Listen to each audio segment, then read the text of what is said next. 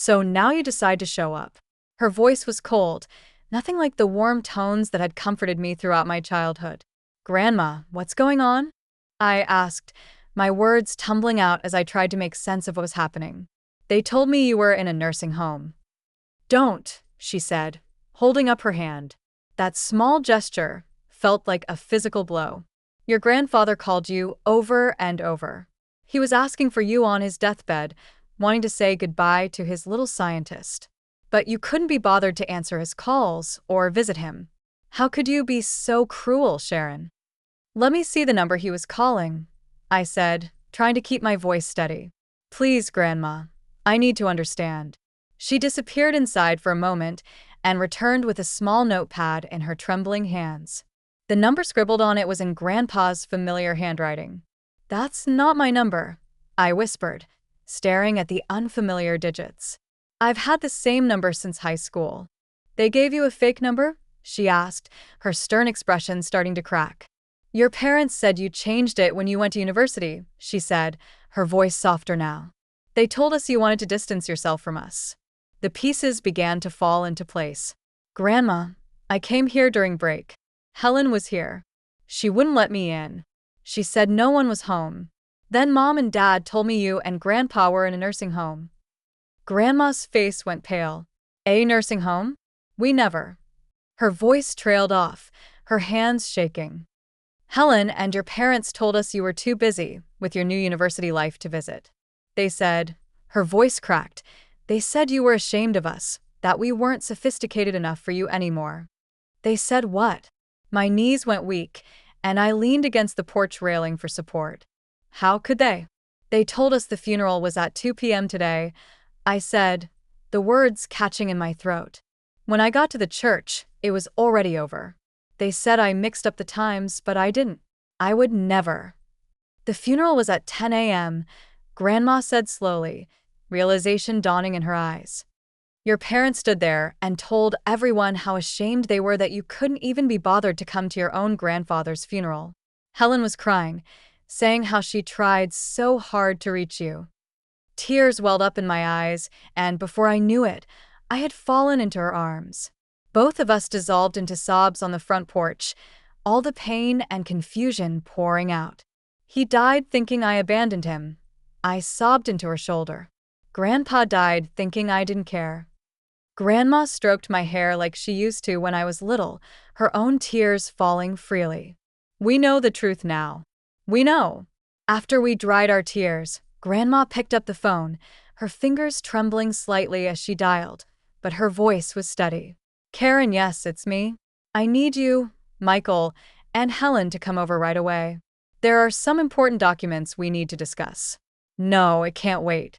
When she hung up, she looked at me with determination in her eyes. They'll be here in an hour. The lawyer is on his way too. When the doorbell rang, Grandma squeezed my hand. Stay in the kitchen until I call you. I listened from the other room as they entered. I heard Mom's practiced social laugh, Dad's formal tone, and Helen's bored sigh.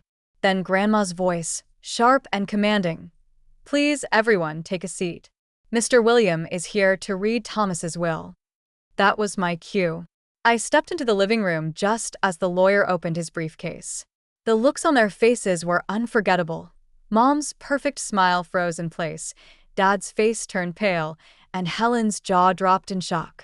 Mr. William cleared his throat and began, I, Thomas Walker, being of sound mind, declare this to be my last will and testament. The room fell silent except for the sound of rustling papers. First came the house, left to Grandma, along with a substantial sum for her care and maintenance. Then the part that made Helen's face flush red with anger. To my granddaughter, Sharon Walker, I leave my newly constructed ed laboratory facility at 1550 Pine Street, fully equipped and ready for her research work. All necessary permits and paperwork have been processed and finalized. I couldn't believe my ears. Grandpa had built me a lab, my very own research facility. The remainder of my estate, Mr. William continued, is to be divided equally between my granddaughters, Sharon and Helen Walker. Helen pushed her chair back abruptly and stood up, her face contorted with fury. But before she could say anything, Grandma raised her hand. "There's more," she said, pulling out a letter. "Your grandfather wanted this to be read as well."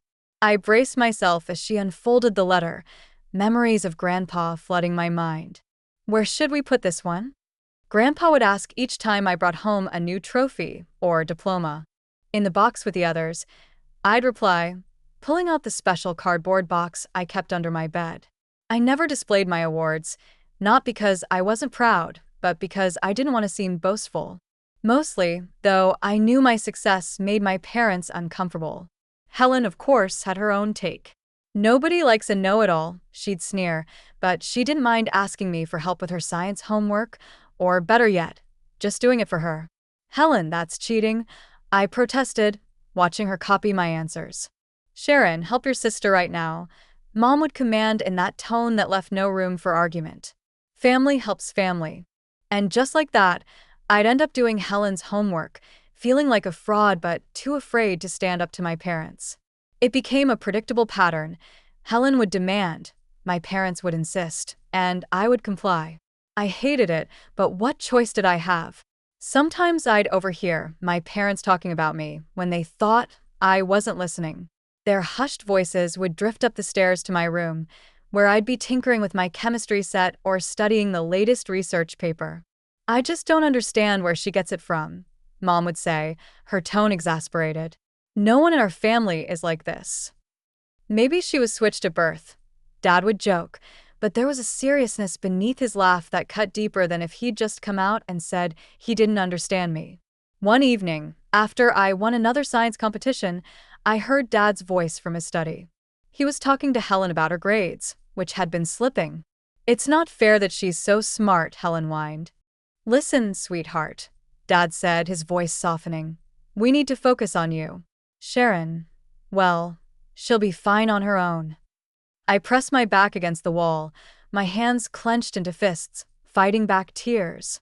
They thought they were justifying their neglect with twisted logic, as if being capable somehow meant I didn't need love or support. At school, I was the weird girl who spent lunch breaks in the laboratory instead of the cafeteria.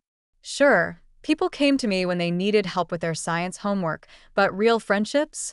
Those were rare. The only people who truly understood me were Grandma and Grandpa. They were my rocks.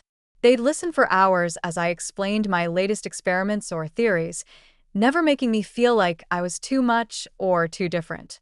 "Look what I found for you," Grandpa would say, pulling out a stack of scientific journals or some new piece of equipment for my experiments. "I thought this might interest you." Despite their love and support, the hole in my heart where my parents' approval should have been felt vast and empty. At school events, I'd watch other families, parents proudly hugging their kids, siblings cheering each other on, and feel a deep ache in my chest. Then came the news that would change everything. I was graduating early, at just 16. I completed all my high school requirements and earned a full scholarship to one of the top universities in the country. The day I left for university felt like taking my first real breath of fresh air. The campus was alive with energy, and for the first time, I wasn't the odd one out. In my advanced chemistry class, I met Sarah and Michael, two people who got just as excited about molecular structures as I did. For the first time in my life, I had friends who understood me. We'd spend hours in the lab, bouncing ideas off each other, laughing over experiments that failed spectacularly, and celebrating discoveries that would make most people's eyes glaze over. It was everything I'd ever dreamed of. But even as I thrived in my new environment, part of me still yearned for my family's approval. I'd call home weekly, hoping for something more than the brief, disinterested conversations I usually got. "Yes, Sharon, that's nice," Mom would say when I tried to tell her about my research. Then, inevitably, she'd pivot. "Oh, did you hear about Helen's new job? She's working at that fancy boutique downtown." It felt like my achievements were invisible, like I wasn't even worth celebrating. I didn't know it then, but my time at university was the calm before the storm. It happened during one of my routine calls home. I was in the middle of my second semester, deep into my research project, when Mom's voice caught my attention. "And with your father's condition getting worse," she was saying, probably to Dad, thinking I was on mute. "What about Grandpa?" I interrupted, my heart suddenly racing. Mom, what's wrong with him? There was a pause, far too long to be innocent. Oh, Sharon, she said, her voice shifting. I didn't realize you were still on the line. It's nothing serious, just a minor health issue. He's already recovering. I'm coming home, I said immediately, already calculating the fastest way to get there. I can be there by tomorrow morning. No, don't be ridiculous, Mom said sharply. You need to focus on your studies. Helen is helping them out. Everything's under control. Something about her tone felt off, but I tried to convince myself I was overthinking. Still, I couldn't shake the uneasy feeling, so I called Grandma right after. Oh, yes, dear, Grandma said, her voice strangely distant. Helen's been such a help.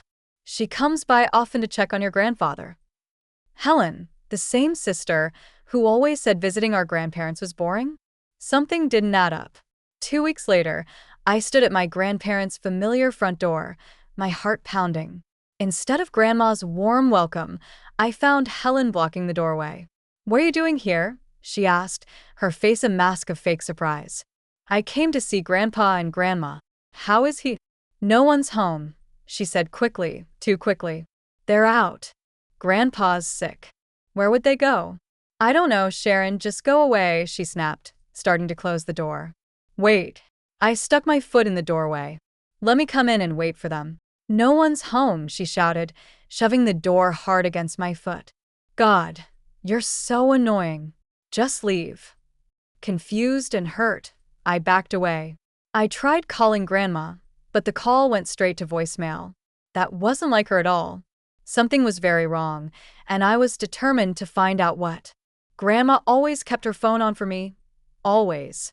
So when I couldn't reach her that day, I didn't know where else to go but my parents' house. Maybe they had answers. When I walked into the kitchen, they both turned to look at me, startled. Dad didn't even try to hide his annoyance. What are you doing home? He asked, his voice clipped. I came to see Grandpa and Grandma, I said, trying to steady my voice, but they're not home. Helen wouldn't let me in. Oh, honey, Mom interrupted, exchanging a glance with Dad, her tone light, but with something beneath it. We were going to tell you. Your grandparents are in a nursing home. The world seemed to tilt beneath my feet. What? I stammered. Why didn't anyone tell me? It was a quick decision, Dad said smoothly, not missing a beat. They needed specialized care. It's better this way. Which nursing home? I demanded, my voice rising. I want to visit them. They're under quarantine right now, Mom said quickly, her words spilling out too fast. No visitors allowed. Maybe next time. I wanted to press further, to demand an explanation, but something about their calm, practiced responses made me feel like I'd hit a wall. Eventually, I went back to university, but my mind refused to let go of that afternoon. I couldn't stop thinking about Helen's hostile face, my parents' unnervingly smooth answers, and the door I wasn't allowed to step through. Then came the call. It was a Tuesday morning, and I was in the middle of an experiment. The hum of the fluorescent lights above me seemed louder than usual as my phone lit up with Mom's number. My heart started racing. Something about the timing of the call felt wrong. Sharon, Mom said, her voice flat, almost emotionless. Your grandfather passed away last night. The test tube I was holding slipped from my fingers, shattering on the floor. The sound echoed through the lab like a gunshot. What? My voice came out as a whisper, barely audible. No. When's the funeral? Thursday at 2 p.m., she replied. The way she said it felt strange, almost rehearsed. Don't be late. I didn't bother cleaning up the broken glass. I rushed out of the lab, my mind spinning with grief and confusion. Grandpa was gone. The man who had believed in me, supported me, and encouraged my every step in life was gone, and I hadn't even had the chance to say goodbye. The memories of him flooded my mind during the entire journey home. I held back tears as I thought of his smile, his voice, and the way he would light up whenever I talked about my experiments. At 1:30 p.m. on Thursday, I made my way to the church. The empty parking lot was my first clue that something wasn't right. My footsteps echoed in the silent building as I approached the entrance, dread building with each step. Inside, a custodian was mopping the floor, the faint smell of cleaning products filling the air. "The Walker funeral?" I asked, my voice trembling. He looked up from his work and frowned. "That ended hours ago. They held it at 10 a.m. It felt like someone had punched me in the gut. The world tilted as I grabbed onto a nearby pew for support. Frantically, I pulled out my phone and called my parents. "Oh, Sharon," Mom answered, her voice dripping with mock disappointment. "You must have mixed up the times. We clearly said 10 a.m. "No," I said firmly, my hand shaking so badly I could barely hold the phone. "You said 2 p.m. I wrote it down. "I know you said 2 p.m. Your grandmother is still in the nursing home," Dad interjected smoothly, "and she doesn't want to see you right now. She's very upset that you missed the funeral." Their words felt like knives, cutting deeper with every syllable. Shaken and desperate for answers, I told them I was heading back to university, but my feet had other plans. Without even realizing it, I found myself driving to my grandparents' house. The familiar street looked exactly the same: the old oak tree, the neatly tended garden, the wind chimes Grandma loved so much. My hands trembled as I rang the doorbell, my heart pounding in my chest. For a moment, nothing happened. Then the door opened and there she was, Grandma, the same Grandma who was supposedly in a nursing home, refusing to see me. Relief flooded through me as I moved to hug her, but she stepped back, and the look in her eyes stopped me cold. Her face was hard, unfamiliar, like she was looking at a stranger. "Grandma," I whispered, but the word felt hollow. I didn't know how to process the coldness in her gaze, the sharpness in her posture. This wasn't the woman who had once been my safe haven. I had always been different, captivated by the world around me in ways that confused my family. Even as a child, I'd collect leaves, rocks, or anything else I could examine with a tiny magnifying lens I'd taken from a cereal box. While Helen played with dolls and dreamed of being a princess, I was asking questions my parents didn't have time to answer. "Mom, why do leaves change color in fall?" I'd ask, holding up a bright red maple leaf. "Ask your teacher, Sharon," Mom would reply, barely glancing at me. "I'm busy helping Helen with her dance costume." This was my childhood, a constant stream of questions about science and the environment, met with dismissive answers. When I was 7, I remember sitting at the kitchen table with a collection of household objects spread out in front of me. I was experimenting, fascinated by the reaction of baking soda mixed with different liquids. "What in heaven's name are you doing?" Mom's voice broke my concentration. "Observe this," I said proudly, holding up the fizzing mixture. "Now clean it up," she snapped. "I need the kitchen spotless. Helen's friends are coming over for her birthday party." Helen's birthday parties were always extravagant affairs, with dozens of guests, life-sized cartoon characters, and endless entertainment.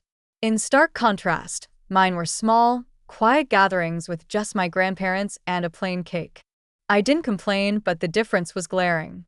"Here's your birthday present, sweetheart," Dad would say, handing me yet another copy of a scientific encyclopedia. And while I genuinely loved those books, it was hard to ignore the mountain of toys and gadgets Helen unwrapped at her celebrations.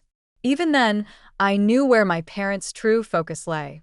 And now, standing in front of my grandmother, her cold stare boring into me, it felt like my family had finally turned their backs on me completely. I'll always be grateful for my dad's parents, my grandparents. They were my haven, the one place where I felt truly understood. Every weekend and school vacation, they'd welcome me with open arms. "Tell me more about what you've learned this week, little scientist," Grandpa would say, his eyes lighting up as I excitedly shared my latest discoveries.